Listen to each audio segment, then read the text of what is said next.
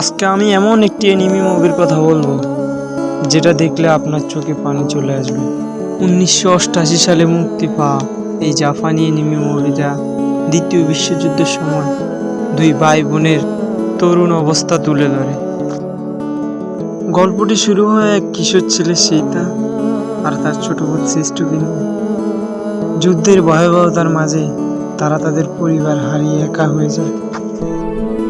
যুদ্ধ শুধু সৈন্যদের নয়, সাধারণ মানুষের জীবনও কতটা ধ্বংস করে দিতে পারে এই মুভি সেটাই দেখা।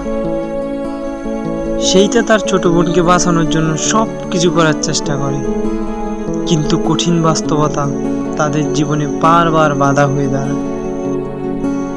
এই মুভির সবচেয়ে শক্তিশালী দিক হলো এর আবেগ।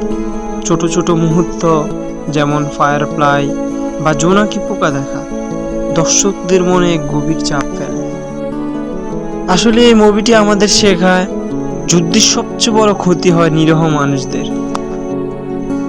অনেকেই বলে এটি এমন একটি মুভি যা একবার দেখলেই মন গেঁথে যায়, কিন্তু এর দুঃখজনক গল্পের কারণে অনেকেই দ্বিতীয়বার দেখার সাহস পায় না।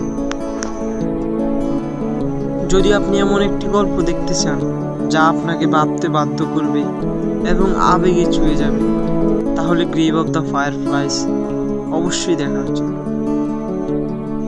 যারা আগে থেকে এনিমি দেখেন তারা হয়তো এই মুভিটা অবশ্যই দেখে ফেলেছেন।